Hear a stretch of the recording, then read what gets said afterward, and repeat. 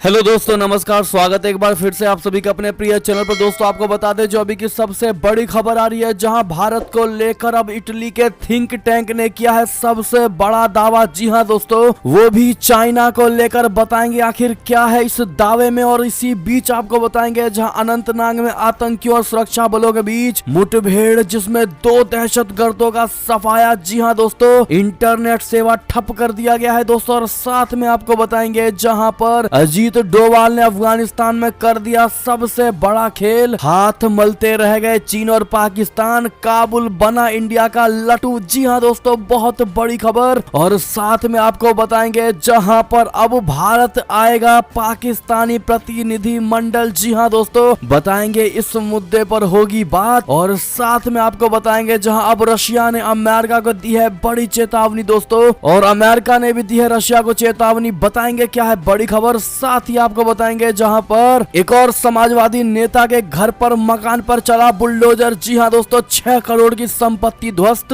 और साथ में आपको बताएंगे जहां पर दोस्तों देश के किसानों की ताकत बढ़ाने को लेकर मोदी जी का नया वक्तव्य। दोस्तों बताएंगे क्या कहा मोदी जी ने, तो हर तरह की जानकारी हम आपको अभी बताने वाले हैं, तो आराम से बने रहेगा वीडियो के अंत तक। और अभी खबरों में आगे बढ़ने से पहले हमेशा की तरह मानते हैं कि मोदी जी हैं तो हर चीज संभव है। भारतीय सेना है तो अपना देश गर्व से जी रहा है दोस्तों, और आपको भी भारतीय होने पर शान है। और मानते हैं कि भारत देश नंबर 1 देश, और भारत की विदेश नीति सबसे बेस्ट है, सबसे टॉप की है। तो इस वीडियो को भी कर दीजिए लाइक, चैनल को कर दीजिए सब्सक्राइब, बेल आइकन दबाइए, साथ ही कमेंट बॉक्स में लिख दीजिएगा जय हिंद। जी हाँ दोस्तों, तो चलते हैं पहली और सबसे बड़ी खबर की तरफ, जहां पर भारत को लेकर इटली के थिंक टैंक ने किया बहुत बड़ा दावा। जी हाँ दोस्तों, इटली के think tank institute of international political science ने अपनी रिपोर्ट में दावा किया है कि भारत की यूक्रेन नीति चाइना के साथ उसके रिश्ते में रशिया की भूमिका पर निर्भर है। दोकलाम विवाद और गलवान घाटी में हुए खूनी संघर्ष में रशिया ने जो रुख अपनाया था, भारत भी यूक्रेन के मामले में वही रुख अपना रहा है। इटली के थिंक टैंक ने रिपोर्ट में कहा है कि भारत को हथियारों की आपूर्ति करने वाले देशों में रशिया अहम है। जी हाँ दोस्तों, यानी कि थिंक टैंक का मानना है दोस्तों कि जिस प्रकार से गलवान घाटी में हुए खूनी झड़प में और खूनी संघर्ष में रशिया ने जो रुख अपनाया दोस्तों, वही भारत ने यूक्रेन युद्ध में रशिया को लेकर अपनाया है। और यही वजह है कि भारत रशिया के खिलाफ नहीं कर रहा है दोस्तों। यहाँ तक कि पश्चिमी देशों के भारी दबाव के बावजूद भी भारत अपने विचारों पर अटा रहा। जी हाँ दोस्तों, अटल रहा भारत। और ऐसे में थिंक टैंक ने ये बड़ा दावा किया है दोस्तों। ऐसे में आपकी क्या राय होगी कमेंट करके जरूर बताइएगा। और अमेरिका और रशिया में भारत का सबसे बेहतर और सबसे बेस्ट फ्रेंड कौन है दोस्तों, कमेंट में बताना मत भूलिएगा। देखते हैं भारत की जनता किसको सबसे भरोसेमंद और सबसे लॉन्ग टर्म वाली दोस्ती किस देश के साथ मानती है, बताना मत भूलिएगा दोस्तों। देखते हैं क्या कहती है अगली खबर की बात करें दोस्तों, जहां लेकिन वीडियो को शेयर करना मत भूलिएगा भाई बंधुओं में, व्हाट्सएप फेसबुक के जरिए। दोस्तों चलते हैं अगली खबर की तरफ, जहां अनंतनाग में आतंकियों और सुरक्षा बलों के बीच बड़ी मुठभेड़ में 2 दहशतगर्दों का सफाया, इंटरनेट ठप। जी हाँ दोस्तों, दक्षिण कश्मीर के अनंतनाग जिले के बिजबिहाड़ा में शनिवार शाम सुरक्षा बलों ने हिजबुल मुजाहिदीन के 2 आतंकियों को मार गिराया। मारे गए आतंकियों से हथियार बरामद किए गए हैं दोस्तों। दोनों आतंकी कई घटनाओं में शामिल थे। जी हाँ दोस्तों, हिंसा की आशंका में बिजबिहाड़ा तथा आसपास के इलाकों में मोबाइल इंटरनेट सेवा ठप कर दी गई है। घाटी में लगातार चौथे दिन मुठभेड़ हुई है। जी हाँ दोस्तों, पुलिस ने बताया कि बिजबिहाड़ा के शीतीपोरा में आतंकवादियों की मूवमेंट की सूचना मिली थी, और इस सूचना के आधार पर पुलिस ने सेना और सीआरपीएफ के साथ मिलकर इलाके की घेराबंदी करके तलाशी अभियान शुरू कर दिया। इस दौरान एक मकान में छुपे आतंकवादियों ने सर्च पार्टी पर ताबड़तोड़ फायरिंग शुरू कर दी। जवाबी कार्रवाई में शुरू की गई मुठभेड़ में 2 आतंकियों को मार गिराने में जवानों को सफलता मिली। इसके लिए जवानों को थैंक यू जरूर कह दीजिएगा आप लोग। चलते हैं अगली खबर की तरफ दोस्तों, लेकिन उससे पहले आपको बता दें एलओसी के करीब दहशतगर्दों की इस बड़ी साजिश में दोस्तों 200 करोड़ रुपए की कीमत का नशीला पदार्थ भी बरामद हुआ है। जी हां दोस्तों, दहशतगर्दों की बड़ी साजिश को नाकाम करने के बाद 44 किलोग्राम नशीले पदार्थ बरामद किए गए हैं दोस्तों। बरामद हुए नशीले पदार्थ की कीमत 200 करोड़ रुपए से अधिक बताई जा रही है। अगली खबर की बात करें, जहां अजीत डोभाल ने अफगानिस्तान में कर दिया सबसे बड़ा खेल, हाथ मलते रह गए चीन और पाकिस्तान, काबुल बना इंडिया का लट्टू। जी हां दोस्तों, अजीत डोभाल के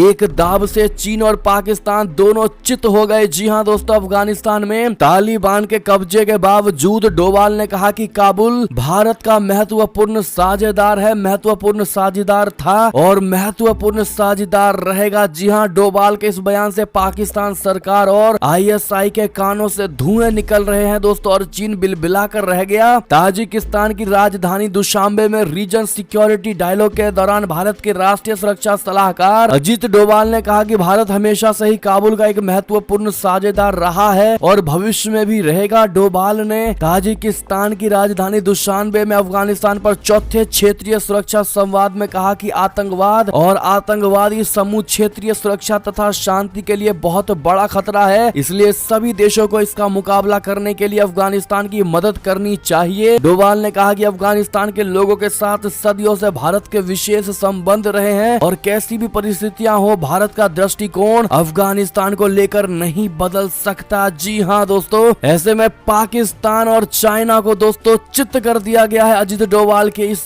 बयान के बाद, और चाइना बौखला उठा है। जी हां दोस्तों, चलते अगली खबर की तरफ, जहां पर बिजली संकट में घिरा पाकिस्तान पानी के मुद्दे पर भारत से करेगा बात। जी हां दोस्तों, महंगाई और बिजली संकट का सामना कर रहा पाकिस्तान पानी के मुद्दे पर भारत के साथ बातचीत करेगा। इसके लिए प्रधानमंत्री शहबाज शरीफ की ओर से नियुक्त 5 सदस्यीय पाकिस्तानी प्रतिनिधिमंडल सोमवार से नई दिल्ली का दौरा करेगा। जी हां दोस्तों, सिंधु जल संधि के तहत दोनों पक्षों में हाइड्रो पावर यानी पन बिजली परियोजनाओं पर बातचीत होगी। पाकिस्तानी प्रतिनिधिमंडल वाघा सीमा के रास्ते सोमवार को नई दिल्ली पहुंचेगा। 5 सदस्यीय पाकिस्तानी प्रतिनिधिमंडल सोमवार से करेगा नई दिल्ली का दौरा। 30 और 31 मई को बातचीत करने के बाद प्रतिनिधिमंडल 1 जून को पाकिस्तान लौट जाएगा। दोस्तों, दोनों पक्षों के बीच सिंधु जल समझौते के तहत प्रमुख परियोजनाओं पर चर्चा होगी। दोनों पक्ष बाढ़ की अग्रिम सूचना और सिंधु जल के स्थायी आयोग की सालाना रिपोर्ट पर भी चर्चा करेंगे। भारत और पाकिस्तान के बीच सिंधु जल समझौते के तहत 1000 मेगावाट पकाल दूल भारत द्वारा बनाई जा रही 48 मेगावाट लोअर कालनाई और 664 megawatt Kiru hydro power project पर भी चर्चा होगी। जी हां दोस्तों, बात कर अगली बड़ी खबर की, जहां पर व्लादिमीर पुतिन ने ईयू में राजनीतिक अस्थिरता के डाल दिए हैं बीज। पूरे क्षेत्र में मच सकती है उथल पुथल। जी हां दोस्तों, फरवरी में यूक्रेन पर रशिया के हमला करने के बाद से 63 लाख लोग यूक्रेन छोड़ चुके हैं। दोस्तों, यूरोपियन यूनियन यानी ईयू ने इन शरणार्थियों को बाह पसार करके स्वागत किया है। ईयू के सदस्य सभी 27 देशों ने बिना वीजा के इन शरणार्थियों को अपने यहां आने की इजाजत दी है। ईयू में सहमति बनी है कि इन लोगों को अगले 3 साल तक इन देशों में रहने और काम करने की अनुमति दी जाएगी। इन शरणार्थियों को तमाम तरह की सुविधाएं दी गई हैं, जिन पर ईयू देशों को अपने बजट का एक बड़ा हिस्सा खर्च करना पड़ रहा है। दोस्तों, अब कई यूरोपीय विशेषज्ञ इस नई शरणार्थी समस्या के दूरगामी नतीजों की चर्चा करने लगे हैं। कुछ टीकाकारों ने कहा कि लंबी अवधि में ये शरणार्थी ईयू और नाटो के सदस्य देशों में सामाजिक अस्थिरता की वजह बन सकते हैं। अगर ऐसा हुआ तो इस पूरे क्षेत्र में उथल पुथल की सूरत बनाने का रूसी राष्ट्रपति व्लादिमीर पुतिन का मकसद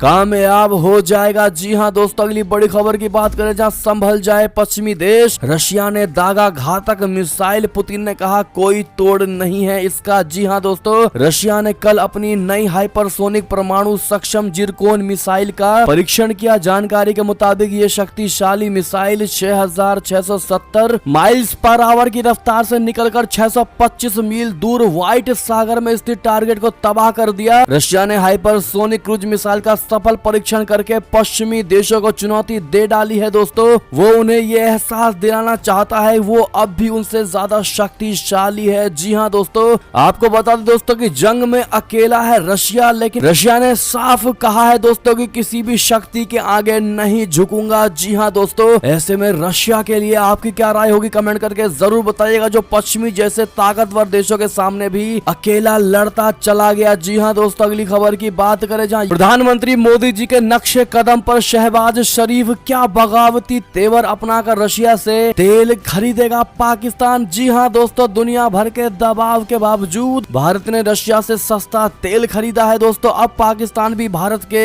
नक्शे कदम पर चलना चाहता है। जी हां दोस्तों, पाकिस्तान के विदेश कार्यालय ने शुक्रवार को रशिया से गेहूं और तेल के आयात से इनकार न करते हुए कहा कि राष्ट्र के हित के लिए सभी विकल्प खुले हुए हैं। प्रधानमंत्री मोदी जी ने दुनिया के दबाव के बावजूद बावजूद भी रशिया से सस्ता क्रूड ऑयल खरीदा है दोस्तों। इमरान खान ने भी कई बार अपनी रैलियों में इस बात का जिक्र करते हुए भारत की जमकर और खुलकर तारीफ की है। माना यह जा रहा है कि इमरान के दबाव और महंगे पेट्रोल के कारण शहबाज शरीफ सरकार बगावती तेवर दिखाते हुए रशिया से क्रूड ऑयल खरीद सकती है। जी हां दोस्तों, पाकिस्तानी विदेश कार्यालय के प्रवक्ता असीम इफ्तिखार ने शुक्रवार को कहा कि हमारी नीति स्पष्ट है, राष्ट्रीय हित के लिए आर्थिक और व्यापार संबंधों के विस्तार के संदर्भ में हमारे विकल्प खुले हुए हैं। जहां भी हर अपने राष्ट्र हित दिखाई देंगे उन रास्तों पर हम चलेंगे। जी हां दोस्तों, पाकिस्तान में मंगलवार को पेट्रोल से सब्सिडी हटा दी गई है, जिससे उसकी कीमतों में 30 रुपए की बढ़ोतरी हो गई है दोस्तों। IMF की शर्तों के कारण पाकिस्तान सरकार को यह फैसला लेना पड़ा। लेकिन दोस्तों, अब ये सबसे बड़ा सवाल निकलकर सामने आ रहा है, क्या बगावती तेवर अपनाकर रशिया से तेल खरीदेगा पाकिस्तान? क्या लगता है दोस्तों? आपको कमेंट करके जरूर बताइएगा आपकी क्या निजी विचार है इस पर। और इसी बीच आपको बता दें, जहां मनी लॉन्ड्रिंग केस में फंसे पाकिस्तानी PM शहबाज शरीफ ने कोर्ट में क्यों दी ये दलील, कहा मैं तो मजनू हूं। जी हां दोस्तों, दरअसल पाकिस्तान के प्रधानमंत्री शहबाज शरीफ ने मनी लॉन्ड्रिंग के एक मामले में सुनवाई के दौरान खुद को मजनू करार दिया है दोस्तों। शहबाज और उनके बेटों हमजा तथा सुलेमान के खिलाफ संघीय जांच एजेंसी यानी FIA ने नवंबर 2020 में भ्रष्टाचार निवारण अधिनियम और मनी लॉन्ड्रिंग की कई धाराओं के तहत मामला दर्ज किया था। शनिवार को विशेष अदालत में इस मामले की सुनवाई हुई दोस्तों, जिसमें पाकिस्तान के PM शहबाज शरीफ भी पेश हुए थे। सुनवाई के दौरान पाकिस्तानी PM ने अदालत से कहा कि पंजाब का मुख्यमंत्री रहने के दौरान उन्होंने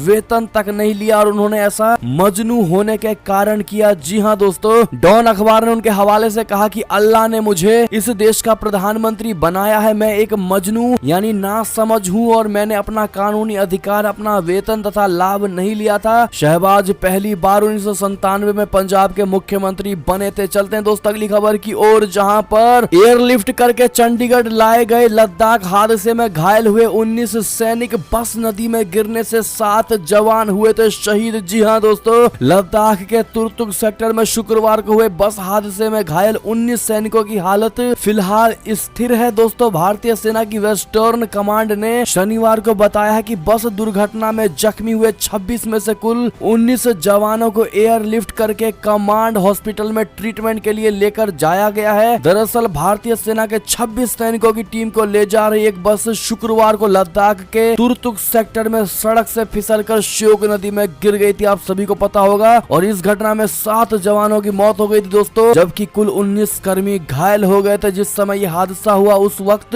बस में कुल 26 सैनिक मौजूद थे। जी हाँ दोस्तों, और ऐसे में इन घायल सैनिकों के लिए जो कि चंडीगढ़ के अस्पताल में भर्ती हैं दोस्तों, उनको गेट वेल सून जरूर कह दीजिएगा आप लोग। चलते हैं अगली खबर की तरफ दोस्तों, जहां मोदी सरकार के फैसले से UAE के सामने आया अब तक का सबसे बड़ा संकट। जी हाँ दोस्तों, क्या पाकिस्तान से लेगा UAE मदद? जी हाँ दोस्तों, रशिया यूक्रेन युद्ध के बाद से गेहूं की कमी से जूझ रही दुनिया को उस वक्त एक सबसे बड़ा झटका लगा दोस्तों, जब 14 मई को भारत की मोदी सरकार की तरफ से गेहूं निर्यात पर प्रतिबंधों का ऐलान किया गया। जी हाँ दोस्तों, आपको बता दें, भारतीय गेहूं का प्रमुख खरीदार संयुक्त अरब अमीरात भी इस प्रतिबंध से परेशान है, क्योंकि देश में आटे की कीमतों में भारी बढ़ोतरी हो रही है दोस्तों। UAE के स्थानीय उद्योग के व्यापारियों का कहना है कि विश्व के 2 प्रमुख गेहूं उत्पादकों यूक्रेन और रशिया में युद्ध के कारण UAE में इस साल गेहूं की कीमतें लगभग 10 से 15% तक बढ़ गई हैं दोस्तों। साथ ही उन्होंने कहा कि भारत के गेहूं प्रतिबंध को लेकर बताया कि भारत सरकार ने महसूस किया है कि बहुत मांग है और देश में गेहूं की कमी हो सकती है, नतीजन कीमतें भी बढ़ सकती हैं, इसलिए उन्होंने निर्यात पर प्रतिबंध लगा दिया। यानी कि दोस्तों, भारत विश्व का तीसरा सबसे बड़ा देश है दोस्तों जो गेहूं को निर्यात करता है। पहले पर रशिया और यूक्रेन है दोस्तों। इन दोनों में युद्ध के बीच गेहूं निर्यात का कोई सवाल ही नहीं है, लेकिन भारत ने भी ब्लॉक कर दिया है और बैन लगा दिया है दोस्तों गेहूं निर्यात पर, जिसके बाद अब UAE की हालत इतनी ज्यादा पंक्चर हो गई है दोस्तों कि हो सकता है अब पाकिस्तान से UAE मदद मांगे, लेकिन इसके चांसेस बहुत कम है। लेकिन फिर भी मोदी सरकार ने थोड़ी सी ढील जरूर दी है। आपको क्या लगता है दोस्तों? कमेंट करके जरूर बताइएगा इस पर। क्या भारत को निर्यात करना चाहिए दोस्तों, या फिर भारत के लिए भारत की जनता सर्वप्रथम है? जी हाँ दोस्तों, बताना बिल्कुल मत भूलिएगा। चलते हैं अगली बड़ी खबर की तरफ, जहां मुश्किल दौर में श्रीलंका की लगातार मदद कर रहा है भारत। अब भेजी केरोसिन की खेप। जी हां दोस्तों, आर्थिक संकट से जूझ रहे श्रीलंका को भारत की ओर से लगातार मदद भेजी जा रही है। दोस्तों शनिवार को भारत सरकार की ओर से श्रीलंका को 15,000 लीटर मिट्टी का तेल भेजा गया है। बताया जा रहा है कि मिट्टी के तेल के जरिए तमिल बहुल जाफना शहर में रहने वाले करीब 700 मछुआरों की मदद हो सकेगी। इससे पहले भारत की ओर से श्रीलंका को 40,000 मीट्रिक टन पेट्रोल भेजा गया था। दोस्तों हाल के दिनों में विदेशी मुद्रा भंडार में तेजी से गिरावट के बाद आयात के भुगतान के लिए श्रीलंका संघर्ष कर रहा है। इसे देखते हुए भारत ने ईंधन आयात करने में मदद करने के लिए पिछले महीने श्रीलंका को अतिरिक्त $500 मिलियन की क्रेडिट लाइन का विस्तार किया था। बहुत बड़ी खबर दोस्तों, आपको बता दें दोस्तों, भारत से मिल रही मदद पर पीएम विक्रम सिंह ने भी की भारत की जमकर तारीफ। जी हां दोस्तों, श्रीलंका के प्रधानमंत्री रानिल विक्रम सिंह ने आर्थिक संकट का सामना कर रहे अपने देश के लिए भारत की ओर से मदद करने पर तारीफ की है। उन्होंने कठिन अवधि के दौरान द्वीपीय देश को भारत की ओर से दी जा रही मदद की सराहना करते हुए आभार जताया है। दोस्तों उन्होंने कहा कि वो दोनों देशों के संबंधों को और मजबूत बनाने के लिए उत्सुक हैं। विक्रम सिंह ने ट्विटर पर कहा कि उन्होंने भारतीय वित्त मंत्री निर्मला सीतारमण के साथ बातचीत की। इस दौरान उन्होंने भारत की ओर से मिल रहे आर्थिक मदद पर निर्मला सीतारमण से भारत की जमकर तारीफ की। जी हां दोस्तों, बहुत बड़ी खबर। बढ़ते अगली खबर की ओर, जहां ईरान ने पहाड़ के नीचे सुरंगों में छिपा रखे हैं हमलावर ड्रोन। पहली बार सामने आई उसकी तस्वीरें। जी हां दोस्तों, ईरान की सरकारी टीवी ने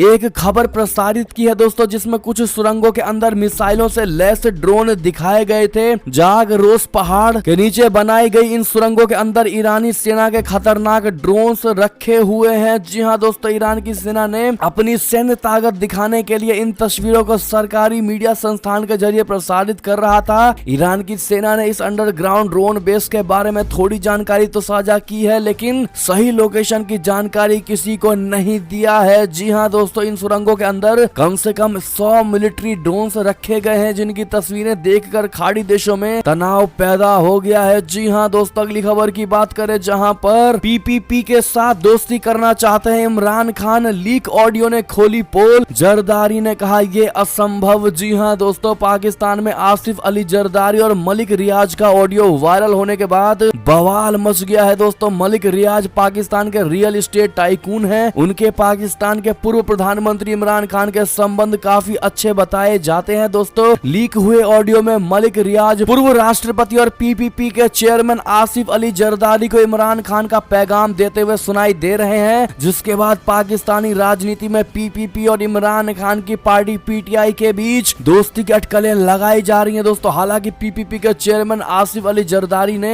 किसी भी पैचअप से इनकार कर दिया है। बात करें अगली खबर की दोस्तों, जहां पर जेलेंस्की ने रशिया के सेना पर जीत का दावा कर दिया है। दोस्तों कहा यूक्रेन ने सभी भ्रम को तोड़ दिया है। जी हां, यूक्रेन के राष्ट्रपति वोलोडिमिर जेलेंस्की ने शुक्रवार को अपने 2 संबोधनों में देश के पूर्वी हिस्से में हुई सबसे भीषण लड़ाई और यूक्रेन युद्ध में रूसी सेना पर आखिरकार जीत दर्ज करने की घोषणा की है। उन्होंने वीडियो कॉन्फ्रेंसिंग के जरिए स्टैनफोर्ड विश्वविद्यालय के छात्रों को संबोधित किया और कहा कि यूक्रेन एक ऐसा देश है जिसने रूसी सेना की असाधारण शक्ति के मिथक को तोड़ दिया है। एक ऐसी सेना है जिसके बारे में माना जाता था कि वो कुछ ही दिनों में किसी को भी हरा सकती है। जेलेंस्की ने कहा अब रूस पूरे देश पर कब्जा करने की कोशिश कर रहा है, लेकिन हम यूक्रेन के भविष्य के बारे में सोचने के लिए काफी मजबूत स्थिति में है जो पूरी दुनिया के लिए खुला रहेगा। बढ़ते अगली खबर की तरफ, जहां यूक्रेन को हथियार भेजकर रेड लाइन पार ना करे, रशिया ने दिया अमेरिका को बड़ी धमकी। जी हां, रूस अब एक बार फिर तेजी से यूक्रेन पर हमला कर रहा है। दोस्तों यूक्रेन ने कहा कि रूस ने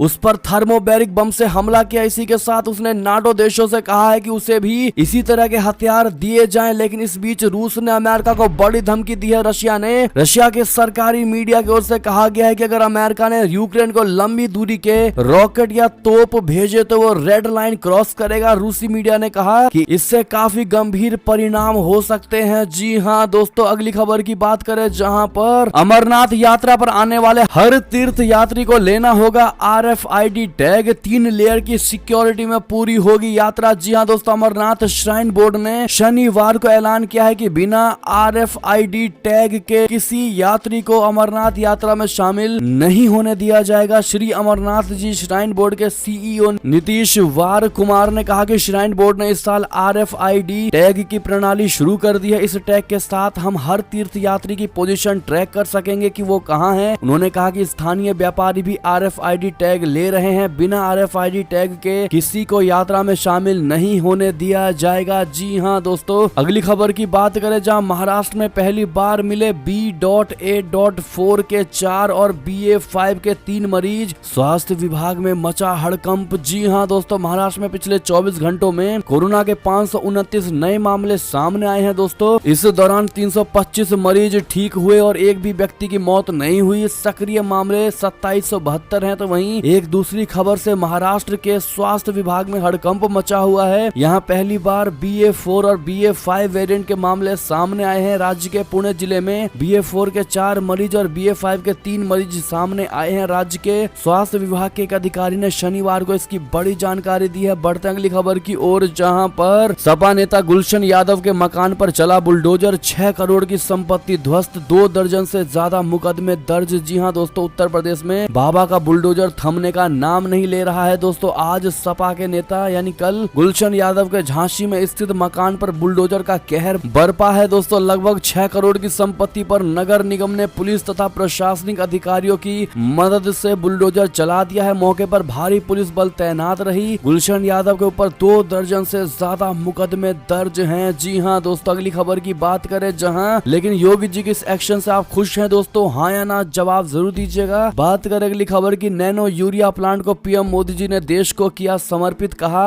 देश के किसानों की ताकत बढ़ाते रहेंगे। जी हाँ दोस्तों, प्रधानमंत्री नरेंद्र मोदी जी ने शनिवार को गुजरात के गांधीनगर स्थित कलोल में देश के पहले नैनो यूरिया तरल प्लांट का उद्घाटन किया दोस्तों। आपको बता दें, इफ्को नैनो यूरिया प्लांट को 175 करोड़ रुपए की लागत से निर्मित किया गया है। इससे कृषि उत्पादन, किसानों की आय और उपज की गुणवत्ता में वृद्धि होगी, जल और वायु के प्रदूषणों में कमी होगी। इससे किसान सुरक्षित रहेंगे। आपको बता दें कि सहकार से समृद्धि कार्यक्रम में पहुंचकर PM मोदी जी ने इस प्लांट का उद्घाटन करके इसे देश को समर्पित किया। इस दौरान प्रधानमंत्री मोदी जी ने कहा कि नैनो यूरिया की करीब आधा लीटर बोतल किसान की 1 बोरी यूरिया की जरूरत को पूरा कर देगी। जी हाँ दोस्तों, अगली खबर की बात करें जहां श्री राम सेना के प्रमुख का बड़ा ऐलान, मस्जिदें बनाने के लिए ढहाए गए थे 30,000 मंदिर, हम सबको वापस लाएंगे। जी हाँ दोस्तों, लगातार गंभीर होते जा रहे ज्ञानवादी मस्जिद विवाद के बीच कर्नाटक के एक हिंदूवादी संगठन के नेता ने शनिवार को कहा कि ढाए गए सभी 30,000 मंदिर वापस लिए जाएंगे। श्री राम सेना के अध्यक्ष प्रमोद मुतालिक ने कहा, हम उन सभी 30,000 मंदिरों को वापस लाएंगे जिन्हें मस्जिदें बनाने के लिए ढहा दिया गया था। मुतालिक ने चेतावनी देते हुए कहा, अगर आप में हिम्मत है तो हमें रोक कर दिखाइए। आप लोगों ने हमें तब भी रक्तपात की धमकी दी थी जब बाबरी मस्जिद का विध्वंस हो रहा था, तब क्या हुआ था? आप हिंदुओं का एक बूंद भी खून नहीं बहा पाए थे। अगली खबर की बात करें दोस्तों, जहां पर असदुद्दीन ओवैसी की फिर एक बार बौखलाहट सबके सामने आई है दोस्तों। असदुद्दीन ओवैसी ने कहा, भारत के मुसलमानों, आप वोट से हुकूमत नहीं बदल सकते। लेकिन जी हाँ दोस्तों, बता दें सोशल मीडिया पर एक वीडियो जमकर वायरल हो रहा है दोस्तों, जहां पर इस वीडियो में AIMIM के राष्ट्रीय अध्यक्ष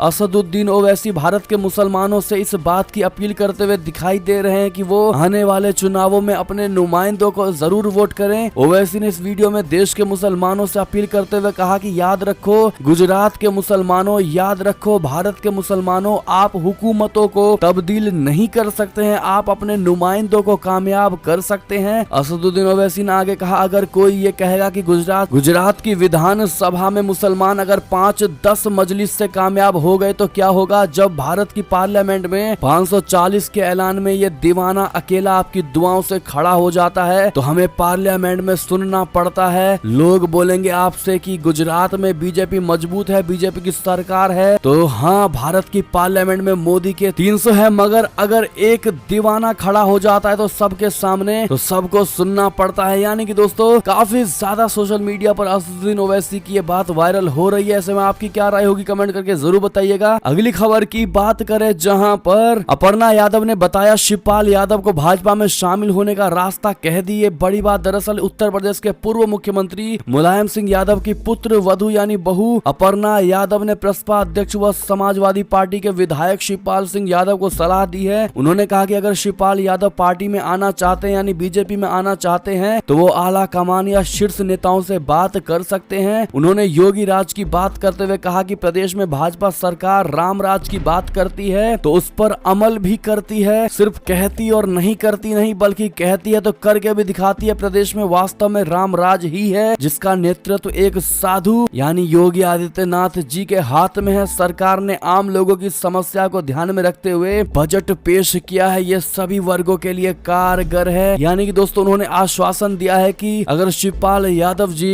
बीजेपी में आना चाहते हो तो कभी भी आ सकते हैं और ऊंचे शीर्ष नेताओं से बात कर सकते हैं, बीजेपी के नेताओं से। जी हाँ दोस्तों, ऐसे में आपको क्या लगता है, क्या शिवपाल यादव को भी बीजेपी ज्वाइन कर लेनी चाहिए? दोस्तों कमेंट में अपनी राय जरूर दीजिएगा आप लोग। और इसी बीच दोस्तों ये थी अब तक की सारी बड़ी खबरें। आपको हमारी खबर कैसी लगी? आशा करता हूँ बहुत अच्छी लगी होगी दोस्तों। अगर थोड़ी भी अच्छी लगी है तो इस वीडियो को अभी अपने भाई बंधुओं में व्हाट्सएप, फेसबुक, ट्विटर के जरिए पूरे भारत में शेयर करना बिल्कुल मत भूलिएगा। और अभी कर दीजिए इस वीडियो को लाइक, चैनल को कर दीजिए सब्सक्राइब, बेल आइकन दबाइए, साथ ही कमेंट बॉक्स में लिख दीजिएगा जय हिंद जय भारत। तो मिलते हैं आप अगली बड़ी खबर में दोस्तों, तब तक के लिए अपना ख्याल रखिएगा। आप सभी का बहुत बहुत धन्यवाद साथ देने के लिए, साथ बने रहने के लिए। और खबरों का सिलसिला लगातार हमारे चैनल पर जारी है तो अपडेट रहना बिल्कुल मत भूलिएगा। अगली बड़ी खबर का इंतजार करिएगा दोस्तों। हम मिलते हैं आप अगली बड़ी खबर में, तब तक के लिए आप सभी का बहुत बहुत धन्यवाद। जय हिंद जय भारत, जय श्री राम, वंदे मातरम, हर हर महादेव।